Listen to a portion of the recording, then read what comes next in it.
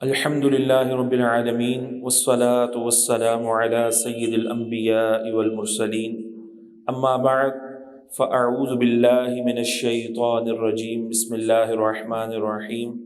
عزیزان محترم، الحمد للہ علی منہ و احسانہ، اللہ تبارک و تعالی کے فضل و کرم سے آج ہم اجتماع شاذلیہ ہفتہ وار علمی اور روحانی اجتماع کی محفل میں حاضر ہیں۔ اللہ رب العالمین اس اجتماع کی تمام برکات سے اور تمام ثمرات سے ہم سب کو مستفید فرمائے۔ عزیزان محترم، یہ اس روحانی اجتماع کی تیسری نشست ہے اور اس اجتماع کے اندر انشاءاللہ العزیز تلاوت کلام پاک، نعت رسول مقبول صلی اللہ علیہ وآلہ وسلم، اس کے بعد پھر تفسیر قرآن بعنوان درس قرآن سے وہ بیان ہوگی مختصراً۔ آج انشاءاللہ العزیز سورۃ الفاتحہ سے اس کا آغاز کیا جا رہا ہے۔ اس کے بعد پھر ورد عام پڑھا جائے گا، یعنی اس میں جو اوراد و وظائف ہیں جو بزرگان دین سے منقول ہیں، بالخصوص سلسلہ عالیہ، قادریہ، شاذلیہ، رضویہ کے حوالے سے، وہ اس میں پڑھے جائیں گے۔ اور پھر دین و دنیا کی برکات کے حصول کے لیے مالی مشکلات، گھریلو ناچاکیوں کے حل اور دینی و دنیاوی آفات و مصائب سے چھٹکارے کے لیے دعائے حزب البحر شریف جو شیخ ابو الحسن علی الشاذلی رحمۃ اللہ تعالی علیہ نے رسول اللہ علیہ الصلوۃ والسلام کے فم پاک سے، یعنی دہن مبارک سے خود جو ہے سماعت کی اور سیکھی، وہ پڑھی جائے گی۔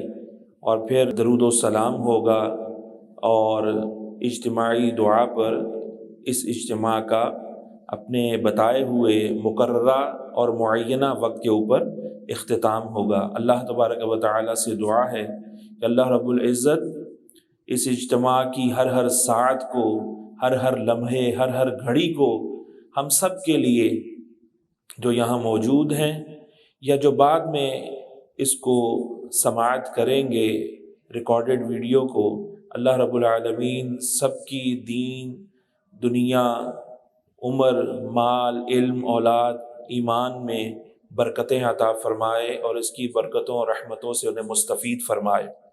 عزیزان محترم، اللہ رب العالمین کا یہ قرآن، یہ اس کا معجزہ ہے، پیارے محبوب صلی اللہ علیہ وآلہ وسلم کا۔ اس کے ساتھ وابستگی ایک مسلمان کی نہایت ہی ضروری ہے۔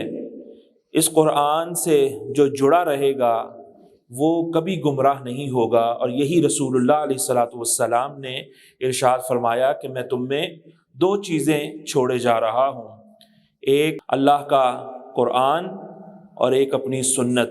اور ایک اور حدیث میں ارشاد فرمایا کہ ایک حبل اللہ، یعنی اللہ کی رسی، یعنی مراد قرآن، اور دوسری چیز فرمایا کہ میری اطرت، یعنی میری آل جو ہے یہ میں چھوڑے جا رہا ہوں۔ تو عزیزان محترم، قرآن مجید کے بغیر بھی ہماری نجات ممکن نہیں، اور آل رسول و اصحاب رسول اور احادیث رسول کے بغیر بھی، صلی اللہ علیہ وسلم کے بغیر ہماری نجات ممکن نہیں ہے۔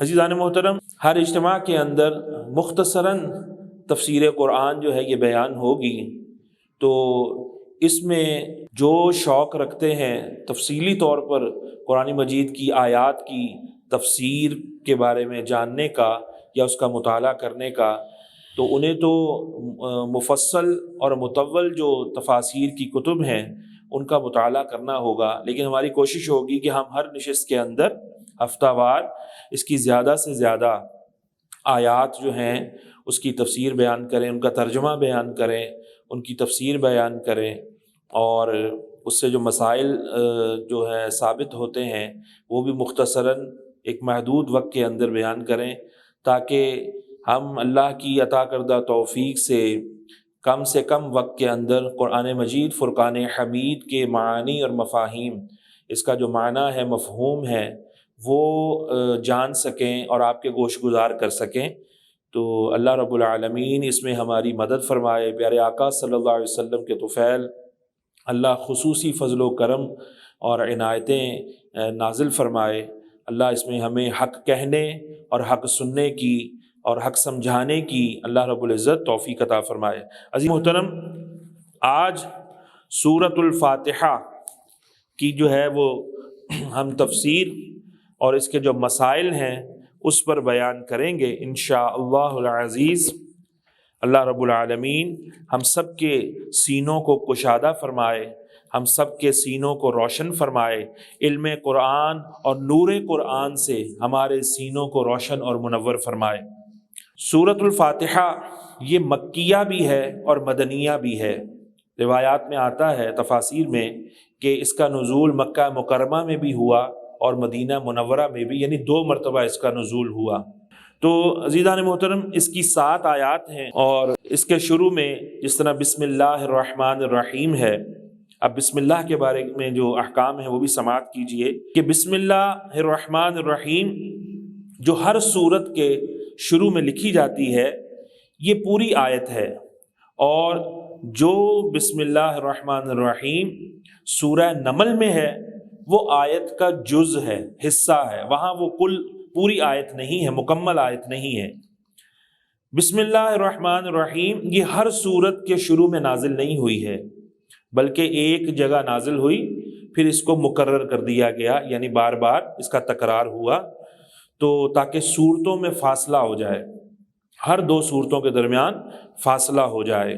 اسی لیے بسم اللہ سورت کے اوپر امتیازی شان میں لکھی جاتی ہے۔ آپ دیکھیے گا کہ قرآنک فونٹ جو ہے، آیات قرآنیہ کا جو فونٹ ہے وہ ڈیفرنٹ ہوتا ہے، اور اس کے اوپر جو بسم اللہ الرحمن الرحیم لکھی جاتی ہے اس کا فونٹ، اس کا رسم الخط جو ہوتا ہے وہ مختلف ہوتا ہے۔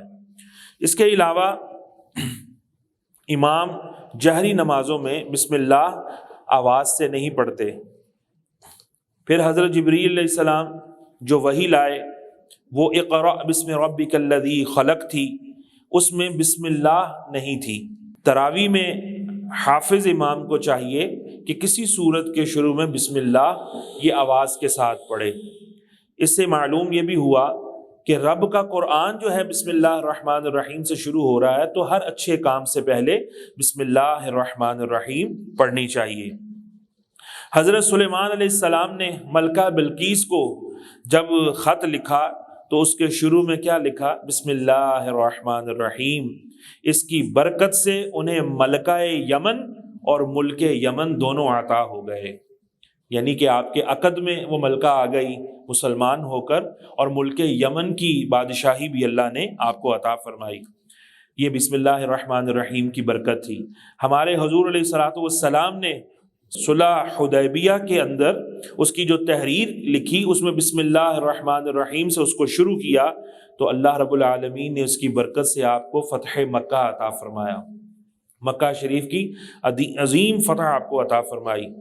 مگر اس کے احکام میں سے یہ ہے بسم اللہ الرحمن الرحیم کے کہ ذبح پر صرف بسم اللہ اللہ اکبر کہے، پوری بسم اللہ نہیں پڑھنی وہاں پر، کیونکہ اس وقت قہر والا کام ہو رہا ہے، قہر والا، رحم والا کام نہیں ہو رہا ہوتا۔ اللہ کے حکم پر جو جانور قربان کیا جاتا ہے وہاں رب کی رحمت کا ذکر نہیں کرنا چاہیے۔ بسم اللہ الرحمن الرحیم پر شروع میں کیا ہے؟ با ہے، بے جس کو ہم اردو میں کہتے ہیں اور عربی میں با۔ یہ با استعانت کے لیے ہے۔ بظاہر تو یہ ایک حرف ہے اور ترجمہ کرنے والا تو صرف ترجمہ پڑھ کر آگے گزر جاتا ہے، لیکن جو عربی کلام کی گہرائی کو جانتے ہیں اور صرف و نحو پڑھے ہوئے ہیں، دیگر علوم وغیرہ، تو نحو بالخصوص پڑھنے والے اس کو جانیں گے کہ یہ جو با ہے اس کا عربی کلام کے اندر کیا مقام ہے۔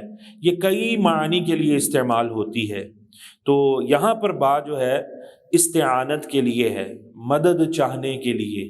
یہاں پر صرف ایک حرف با مدد چاہنے کے لیے ہے، اور اس سے پہلے فعل پوشیدہ ہے۔ تو اس کے معنی کیا ہیں؟ یہ با لگانے کے بعد بسم اللہ کے معنی کیا ہو جاتے ہیں کہ اللہ کے نام سے شروع کرتا ہوں. لفظ اشرع تو یہاں موجود نہیں ہے، یا اقرأ یا ابتدئ، تو یہاں پر جو ہے وہ محذوف مانا جاتا ہے، یعنی کہ پوشیدہ، چھپا ہوا، خفی. تو اس وجہ سے اس کے ترجمہ میں ہم کہتے ہیں کہ اللہ کے نام کے ساتھ شروع کرتا ہوں میں، جو رحمان رحیم ہے.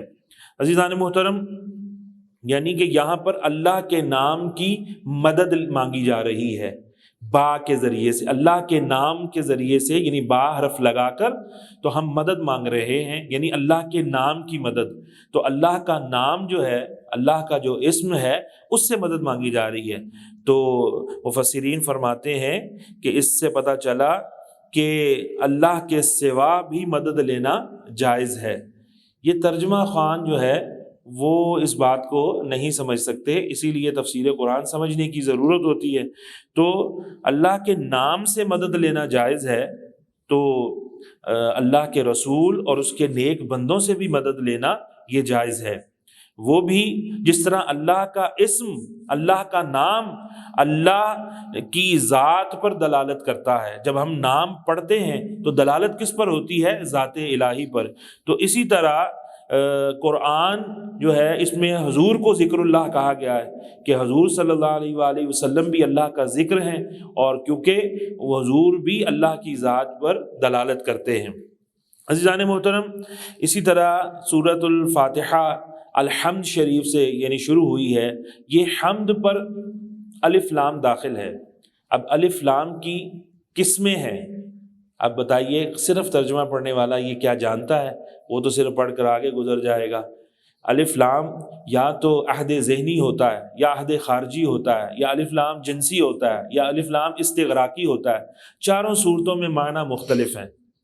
تو چونکہ ہم نے مختصر تفسیر بیان کرنی ہے، اس لیے اس کی ڈیٹیل میں نہیں جائیں گے، کیونکہ جو الف لام جو یہاں پر متصور مانا جائے گا کہ یہاں یہ ہو، تو ہر الف لام کی قسم کے اعتبار سے اس کا معنی مختلف ہوتا ہے. تو یہ جو عربی کلام ہے یہ اپنے اندر گہرائی رکھتا ہے. اس وجہ سے قرآن مجید کو سمجھنے کے لیے جو ہے وہ ایک خاص طریقے پر رہنمائی کی ضرورت ہوتی ہے، تاکہ انسان اس کا صحیح معنی جو ہے وہ جان سکے. آج کل بہت زیادہ سوشل میڈیا پر یہ چیزیں آ رہی ہیں، بڑے بڑے کورسز انٹروڈیوس کرائے جا رہے ہیں کہ آپ عربی ایسے آپ کو سکھائیں گے کہ آپ خود سے ترجمہ کر لیں گے. تو اللہ کے عذاب سے اور قہر سے ڈرنا چاہیے کہ خود سے ترجمہ کرنا جو ہے یہ اپنے آپ کو جہنم کے گڑھے میں گرانے کے مترادف ہے، کہ آیات کا کچھ سے کچھ ترجمہ کر دے. کئی لوگ اسی لیے گمراہ ہو گئے ہیں اور گمراہ کر رہے ہیں آج بھی لوگوں کو، کہ علماء جو ہے آپ کو ڈراتے ہیں کہ آپ کو ترجمہ خود نہیں پڑھنا چاہیے، خود نہیں کرنا چاہیے. تو اللہ نے تو قرآن بڑا آسان بنایا ہے. اللہ نے قرآن یاد کرنے کے لیے آسان بنایا ہے، اس لیے آسان نہیں بنایا کہ آپ اس کا ترجمہ خود کرنا شروع کر دیں اور اس کی تشریح اور اس کی تفسیر خود کرنا شروع کر دیں اور اس کے اندر اپنی رائے کو دخل دیں. کیوں؟ اس لیے کہ قرآن مجید کی ہزاروں آیات ہیں، اور ایک ٹاپک پر اگر کوئی آیت کریمہ ہوتی ہے تو وہ آیت پڑھ کر اس کا معنی متعین نہیں ہو جاتا. حدیث مبارکہ میں بھی اسی طرح اور قرآن مجید میں بھی اسی طرح. ایک ہی آیت پڑھ کر، ایک لفظ پڑھ کر اس کا معنی متعین ہو جائے، نہیں. اس سے ریلیونٹ پورے قرآن میں جتنی آیات موجود ہیں یا جتنے معنی موجود ہیں، تو مفسرین کرام احادیث کی روشنی میں، قرآن مجید کی ان دیگر آیات کی روشنی میں وہ اس کو کنکلوڈ کر کے تو اس لفظ کا ترجمہ جو ہے وہ آیت کے ترجمے میں لکھتے ہیں. نہ یہ کہ ایک جگہ قرآن مجید کا ایک لفظ دیکھا اور اس لفظ کے کئی معنی ہیں، تو وہاں پر کسی ان معانی میں سے کسی ایک لفظ کو معین کر کے مفسر جو ہیں اس کا ترجمہ کرتے ہیں. لیکن کسی اور جگہ پر وہ ترجمہ جو کسی اور جگہ کیا ہوتا ہے، اس جگہ کے حساب سے وہ ترجمہ وہاں ضروری نہیں کہ وہ فٹ آئے، وہاں پر اس کا جو دوسرا ترجمہ ہوگا وہ اس کو بیان کرتے ہیں. ہر جگہ اس کے کانٹیکسٹ کے اعتبار سے، اس کے سیاق و سباق کے اعتبار سے، وہاں پر کس ذات کے بارے میں وہ بات ہو رہی ہے، وہ لفظ کس کے لیے استعمال ہوا ہے، تو اس اعتبار سے مفسرین کرام اس کا ترجمہ متعین کرتے ہیں. تو اس طرح سے جو ہے عام ترجمہ پڑھنے والا یا کرنے والا وہ دھوکہ کھا جائے گا۔ تو یہ صرف وہی جانتا ہے جو علم لغت کو جانتا ہے، علم تفسیر کو جانتا ہے، علم صرف اور نحو کو جانتا ہے، جو علم ادب جس نے عربی ادب جس نے پڑھا ہے وہ جانتا ہے کہ عربی کلام کے اندر الفاظ جو ہوتے ہیں وہ مشترک المعنی یعنی کہ کئی معنی میں مشترک ہوتے ہیں، تو ہر معنی ہر جگہ ہو مراد ایسا نہیں ہوتا۔ تو یہ چیز تھوڑی تمہیداً میں نے عرض کی کہ یہ آپ کئی جگہ پر اس کے مظاہر دیکھیں گے قرآن مجید کی تفسیر کے اندر، تو جب آپ یہاں پر یہ بات سمجھ لیں گے تو کبھی دھوکہ نہیں کھائیں گے، کبھی آپ کانٹرڈکشن کا شکار نہیں ہوں گے، کبھی آپ یہ نہیں کہیں گے کہ یہاں یہ معنی ایسے ہوا تو وہاں معنی ایسے ہوا، یہ کیا بات ہوئی، شاہد کا معنی ایک جگہ پر حاضر و ناظر کیا گیا تو دوسری جگہ جا کر گواہ کر دیا گیا، دیکھو یہ تو دھوکہ ہے۔ یہ دھوکہ نہیں حضور، یہ کہنے والا اپنی جہالت کا پردہ اٹھا رہا ہوتا ہے کہ مجھے پتہ کوئی نہیں ہے کہ اس شاہد کا معنی یہ حاضر بھی ہوتا ہے، ناظر بھی ہوتا ہے، گواہ بھی ہوتا ہے۔ تو اس لیے وہ اپنی کم علمی اور اپنی علمی بے مائیگی جو ہے وہ اس کا اعتراف کر رہا ہوتا ہے۔ تو عزیزان محترم، یہاں پر الف لام جو ہے وہ استغراقی ہے۔ معنی کیا ہے کہ حمد کے جتنے افراد ہیں، حمد کی جتنی بھی قسمیں ہیں وہ یہاں مراد ہیں، کہ تمام خوبیاں، یہ جو ہم تمام جو ہے وہ ترجمہ کرتے ہیں وہ کس وجہ سے کرتے ہیں، وہ الف لام استغراقی ہونے کی وجہ سے۔ مطلب کیا ہے کہ حمد کی جتنی بھی قسمیں ہیں وہ کس کے لیے ہیں؟ اللہ کے لیے ہیں۔ الحمدللہ رب العالمین، سب تعریفیں اللہ کے لیے ہیں جو تمام جہانوں کا پالنے والا ہے۔ تو عزیزان محترم، یہاں پر اب اللہ رب العالمین نے اپنے صفاتی ناموں میں سے لفظ رب کو استعمال فرمایا ہے۔ اب میں قرآن مجید کی آیات پر جو مختصراً جو اس کے نکات ہیں وہ میں عرض کرتا چلتا ہوں کہ جو حضرات بھی شوقین ہیں، شوق رکھتے ہیں کہ قرآن مجید کو ہم سمجھیں، ہمیں اس کا ترجمہ اور اس کی تفسیر صحیح معنوں میں معلوم ہو مختصراً، تو وہ اس حوالے سے میں یہ عرض آپ کی کر رہا ہوں، گوش گزار کر رہا ہوں۔ اللہ رب العالمین اس سے آپ کو استفادہ کرنے کی توفیق عطا فرمائے۔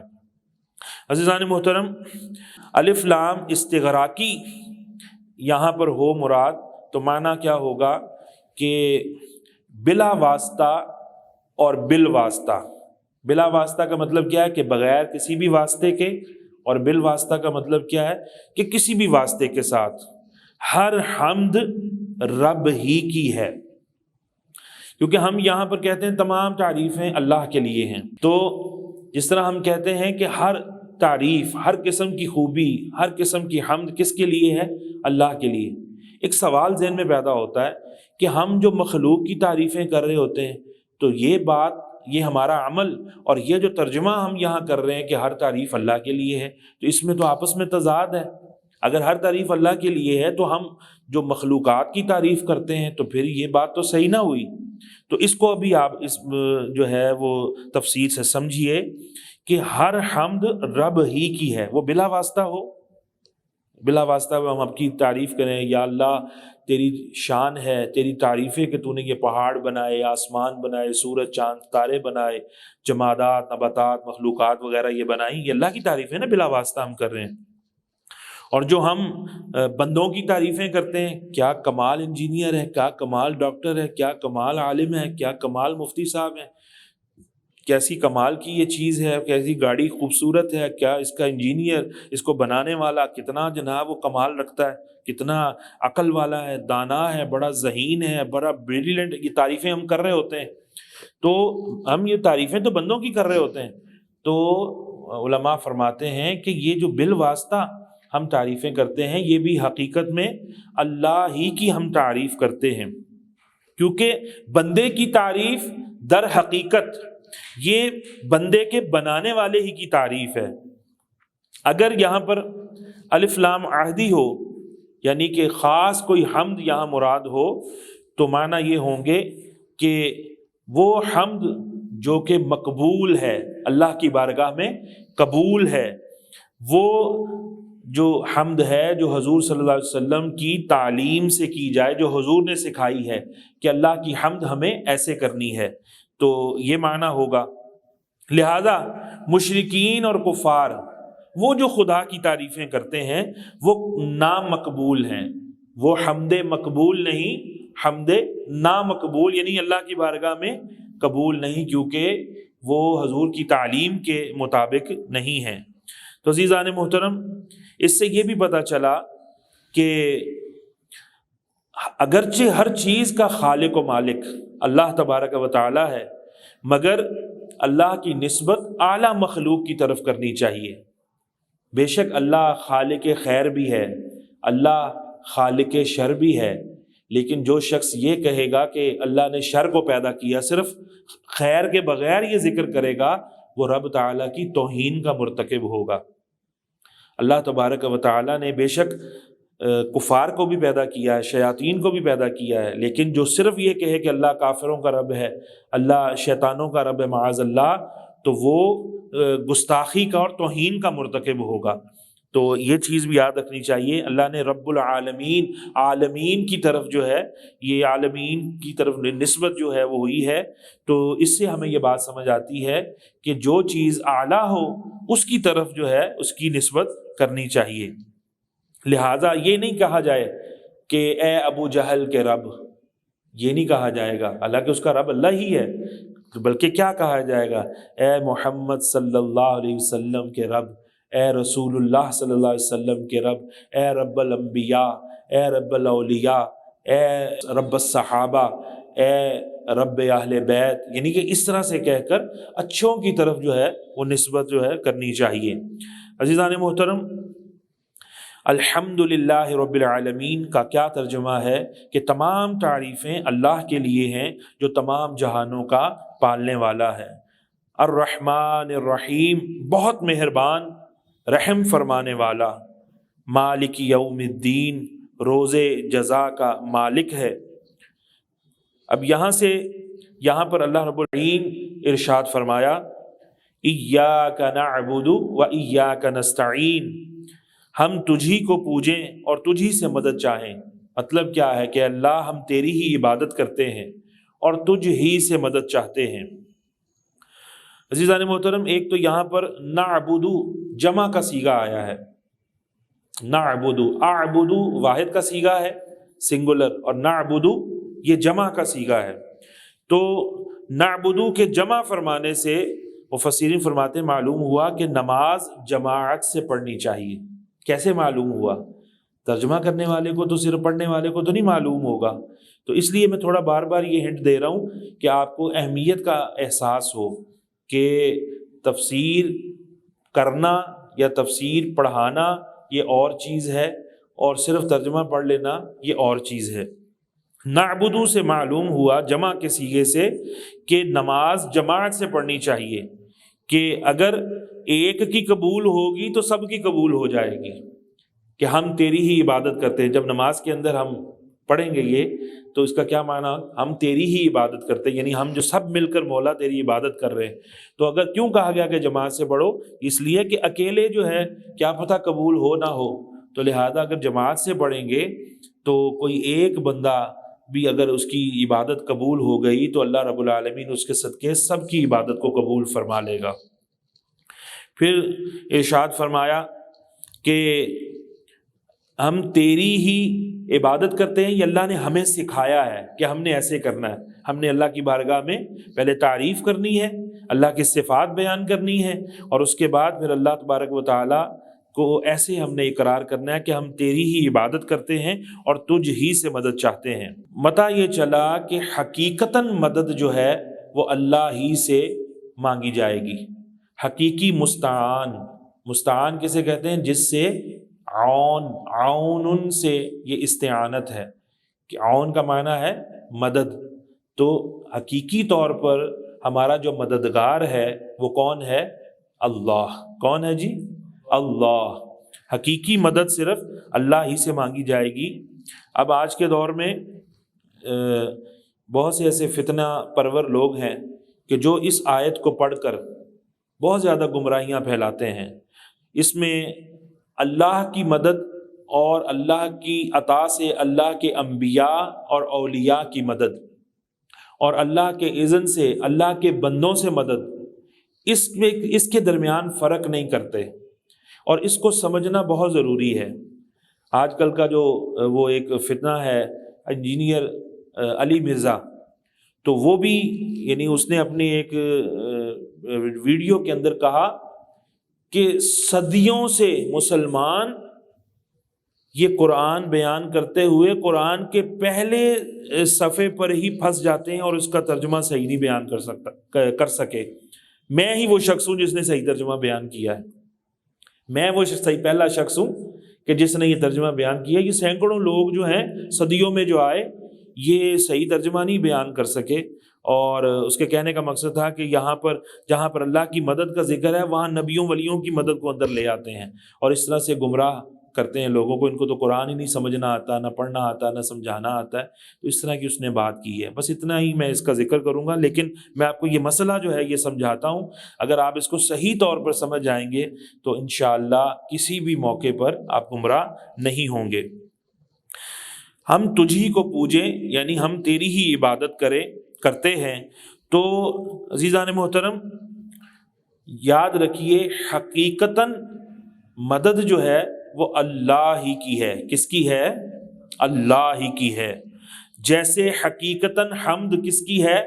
اللہ ہی کی ہے۔ حقیقتاً حمد کس کی ہے؟ تعریف کس کی ہے؟ اللہ ہی کی ہے۔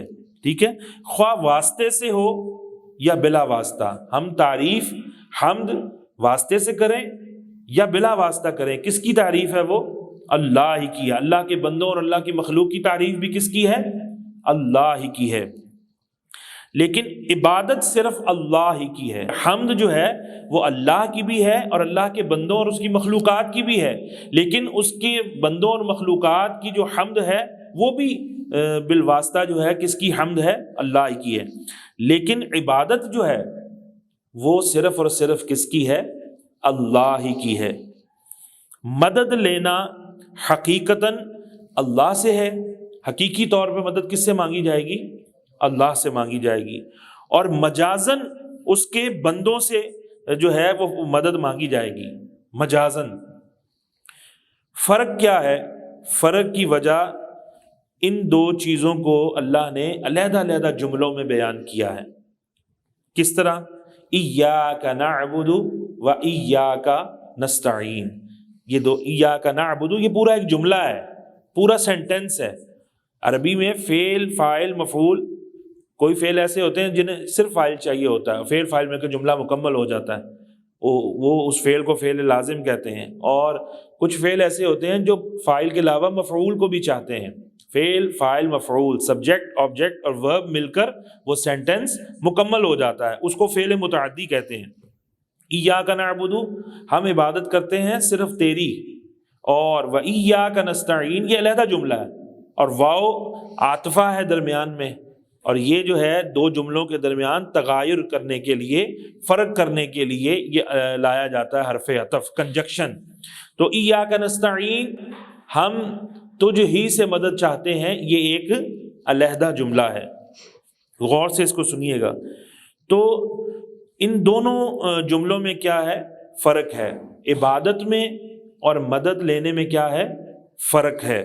مدد تو مجازی طور پر غیر خدا سے بھی حاصل کی جاتی ہے، مدد غیر خدا سے بھی مجازی طور پر حاصل کی جاتی ہے۔ یہاں پر اس کا ذکر کرنا کیوں ضروری ہے؟ آج کل کے مترجمین جو یعنی کہ ترجمہ پڑھ کر سنانے والے، وہ کہتے ہیں دیکھو ایاک نعبد و ایاک نستعین سیدھا سیدھا ترجمہ ہے، ہر عام بندے کو لے مین کو بھی سمجھ آ رہا ہے کہ ہم تیری ہی عبادت کرتے ہیں اور تجھ ہی سے مدد چاہتے ہیں۔ تو یہاں پر ولیوں کا ذکر کہاں سے آ گیا؟ یہاں نبیوں کا ذکر کہاں سے آ گیا؟ یہاں بندوں کی مدد کا ذکر کہاں سے آ گیا؟ یہاں تو صرف اللہ کی مدد کا ذکر ہو رہا ہے۔ میں نے پہلے عرض کیا کہ قرآن مجید میں ایک ہی لفظ کئی جگہ پر استعمال ہوتا ہے، اور ان تمام معانی کو ملحوظ رکھ کر اس کا ترجمہ ہوتا ہے، اور یا کوئی عقیدے کی بات بھی ہو تو اس سے ریلیونٹ جتنی آیات ہوں گی ان کو مد نظر رکھتے ہوئے اس کا ترجمہ اور اس کا معنی ملحوظ رکھا جاتا ہے۔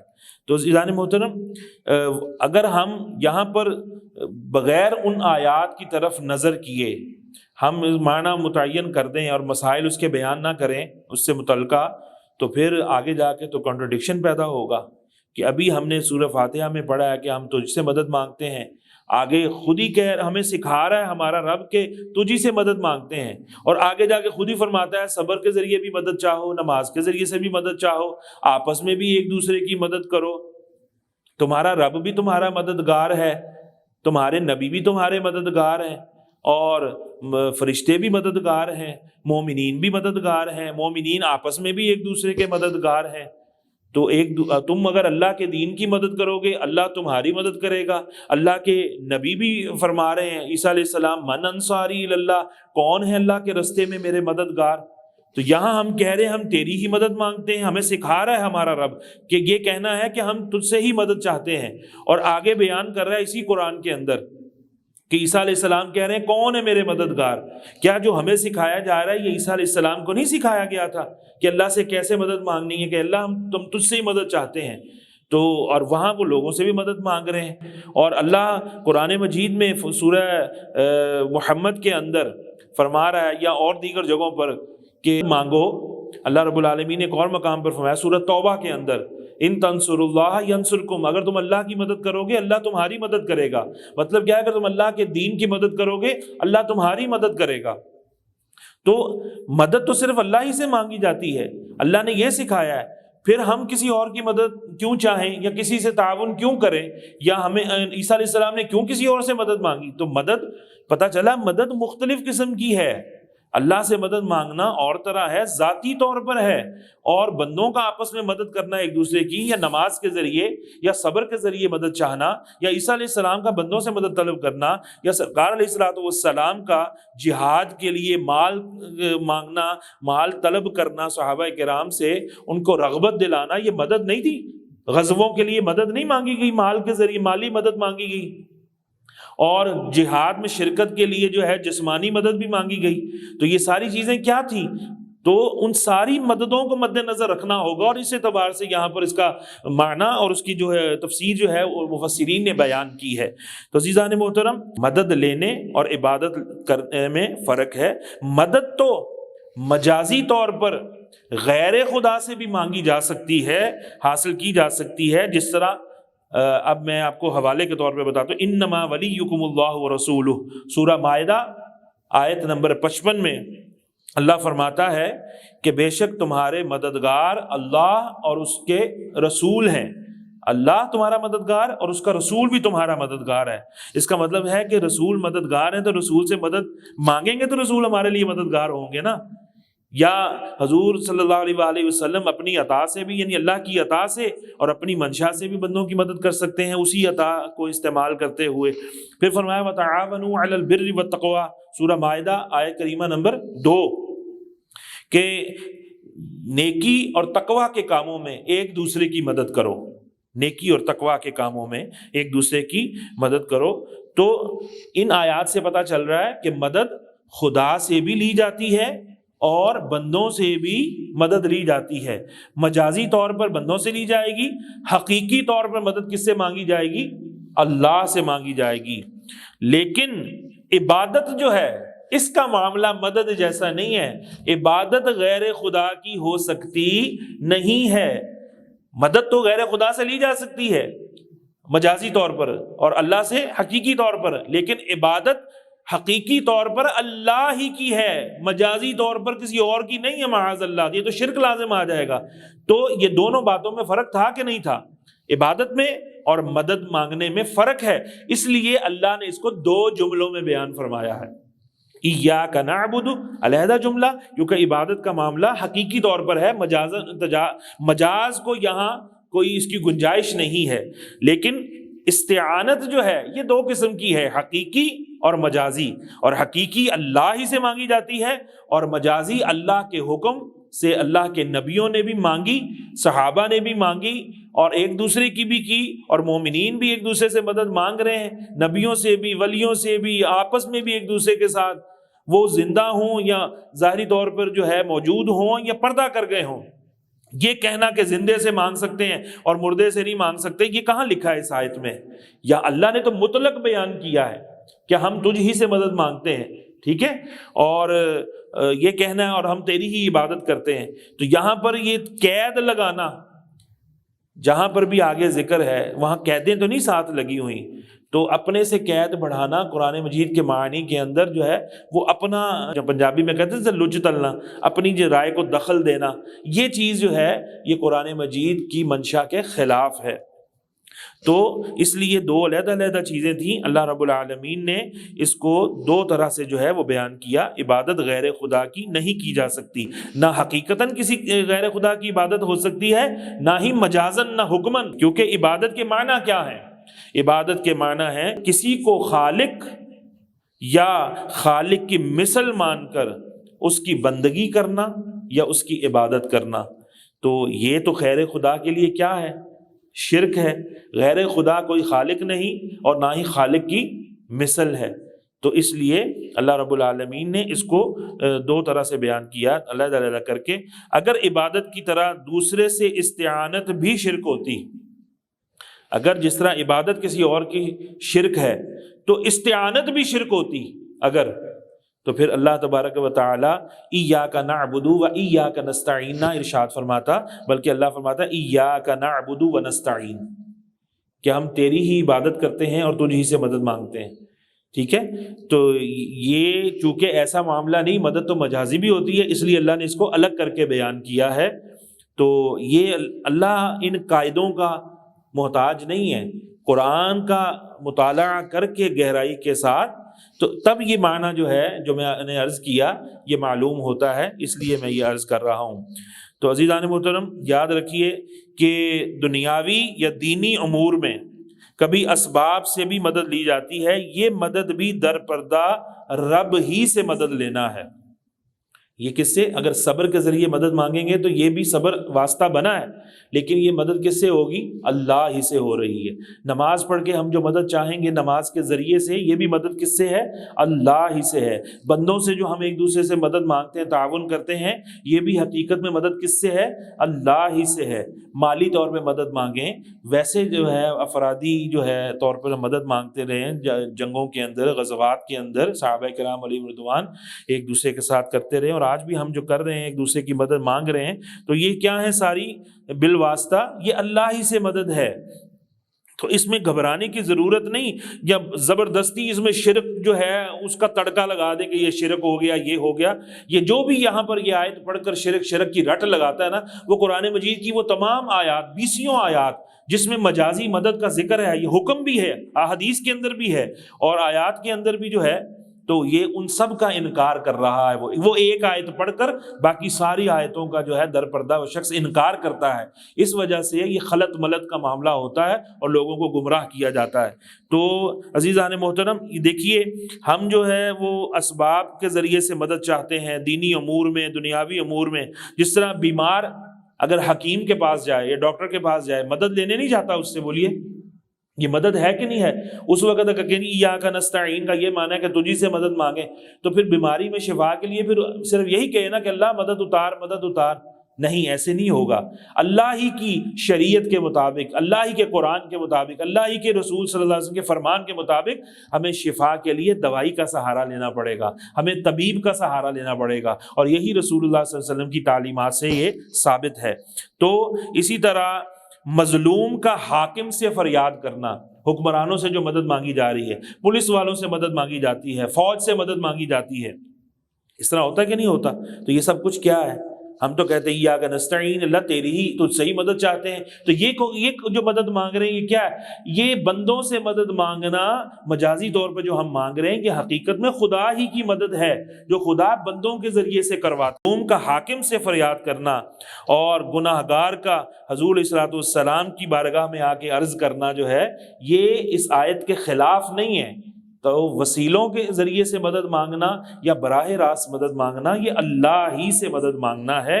تو یہاں پر معنی کیا ہے کہ حقیقی طور پر مددگار تو ہی ہے، ہم تجھ ہی سے مدد چاہتے ہیں، تیرے سوا کسی سے معبود سمجھ کر ہم مدد نہیں چاہتے، تیرے حکم سے جو ہم مدد چاہتے ہیں، تیرے ہی بنائے ہوئے معاونین سے، تیرے ہی بنائے ہوئے بندوں سے۔ تو یہ مدد کیا ہے؟ یہ مجازی ہے۔ تو یہ اگر آپ ذہن میں رکھیں تو آپ کبھی بھی جو ہے وہ گمراہی کا شکار نہیں ہو سکتے۔ جس طرح دیکھیے کسی بندے کی تعریف کرنا، الحمدللہ میں جو ہم پڑھ کے آئے کہ ساری تعریفیں اللہ کے لیے ہیں، اور ادھر سے بندے کی تعریف بھی کریں، جس طرح بندوں کی تعریف کرنا، اللہ کی مخلوقات کی تعریف کرنا، یہ الحمدللہ کے منافی نہیں ہے۔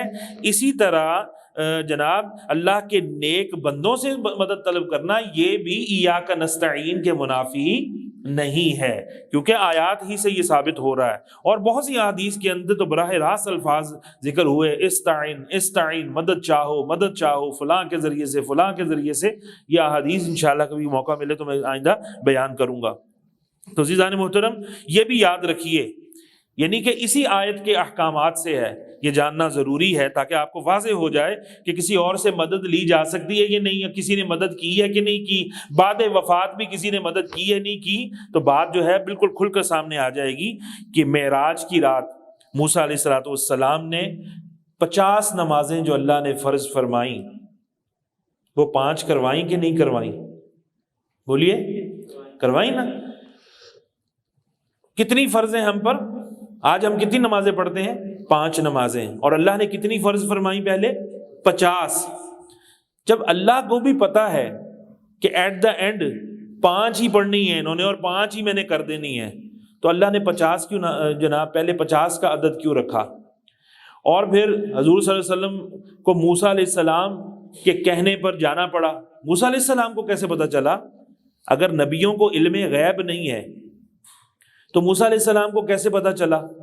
2500 سال 3000 سال بعد آنے والی جو امت ہے وہ امت 50 نمازیں نہیں پڑھ سکے گی، یہ موسیٰ علیہ السلام کو کیسے پتا چلا؟ نماز کس کی عبادت ہے؟ اللہ کی عبادت ہے، اور اللہ کی عبادت میں اللہ کو کسی سے مشورہ لینے کی ضرورت ہے کہ کسی کے مشورے پہ وہ 50 کی 45 کر دے، 45 کی 40 کر دے، 40 کی 35 کر دے، 35 کی 30 کر دے؟ سوچنے کی بات ہے۔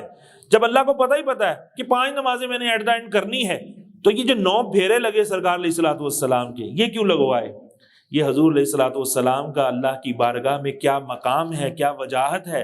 آنا جانا، جب مرضی چاہتے ہیں چلے جاتے ہیں، جب مرضی چاہتے ہیں واپس آتے ہیں، اور اللہ ان کی مانتا ہے، اللہ مانتا ہے۔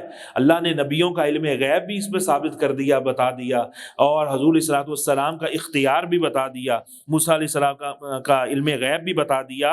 اور پھر کیا کیا کہ حضور علیہ الصلوۃ والسلام موسیٰ علیہ الصلوۃ والسلام کے کہنے پر جب بار بار گئے تو یہ بھی ثابت ہو گیا کہ موسیٰ علیہ السلام وصال فرما چکے تھے نا، اور اس کے 2500 سال بعد یہ معاملہ پیش آیا، تو موسیٰ علیہ الصلوۃ والسلام نے بعد وصال کے بعد اپنے علم غیب کا بھی ثبوت دے دیا، حضور علیہ الصلوۃ والسلام کا اختیار بھی ثابت ہو گیا، آنا جانا، ان کی وجاہت بھی، اور اپنے وصال کے بعد آج ہم گناہگاروں کا مدد کرنا کہ 45 معاف کرا دی اور ہماری مدد فرما دی۔ پتہ چلا کہ بعد از وصال بھی انبیاء مدد کر سکتے ہیں، اور انہوں نے کی بھی ہے۔ اور ہر وہ بندہ جو نبیوں کی مدد کا منکر ہے، ولیوں کی مدد کا منکر ہے، موسیٰ علیہ السلام اللہ کے ولی بھی ہیں اور اللہ کے نبی بھی ہیں، تو انبیاء سے مدد مانگنے کا جو منکر بھی ہے وہ بھی آج اس مدد والے فلسفے پر عمل کرتے ہوئے کتنی پڑھ رہا ہے؟ 5 پڑھ رہا ہے، اور 45 نہیں پڑھ رہا۔ جو کہتا ہے بعد وصال مدد نہیں ہو سکتی، تو اسے مشورہ ہے، اسے چاہیے کہ زندگی بھر میں جب سے نمازیں فرض ہوئی ہیں وہ 45 نمازیں جو نہیں پڑھ رہا وہ بھی ساتھ اس کی قضا کرے، اور آج سے یہ سننے کے بعد وہ پوری 50 نمازیں پڑھا کرے، کیونکہ 5 تو وہ پڑھتے ہیں کہ جو اللہ کی عطا سے موسیٰ علیہ الصلوۃ والسلام کی مدد کے عقیدے کے قائل ہیں اور ان کی مدد کا عقیدہ رکھتے ہیں، اور ان کی مدد سے ہی یہ 45 معاف ہوئیں، اور وہ 5 پڑھ رہے ہیں۔ جو منکر ہے اسے کتنی پڑھنی چاہیے جی؟ 50 پڑھنی چاہیے۔ تو عزیزان محترم، اللہ رب العالمین ارشاد فرماتا ہے اہدنا الصراط المستقیم، اس کے بعد ہم نے کیا کہنا ہے کہ اللہ سے سیدھے رستے کی مدد چاہنی ہے، ہم کو سیدھے رستے پر چلا۔ صراط الذین انعمت علیہم غیر المغضوب علیہم ولا الضالین، کہ ان لوگوں کا راستہ جن پر تو نے احسان کیا، انعام کیا، نہ کہ ان کا جن پر غضب ہوا اور نہ ہی ان کا جو بہکے ہوئے ہیں۔ تو انشاءاللہ اس کی تفسیر جو ہے وہ میں آئندہ درس میں بیان کروں گا، کیونکہ ہمارا وقت جو ہے وہ بڑھ رہا ہے، ہم نے وظائف پڑھنے ہیں۔ انشاءاللہ اس کو میں آئندہ درس میں بیان کروں گا، آئندہ اجتماع کے اندر۔ اللہ رب العالمین جتنا ہم نے بیان کیا اس کو یاد رکھنے کی، اس کو سمجھنے کی توفیق عطا فرمائے۔ وما علیہ الا البلاغ المبین۔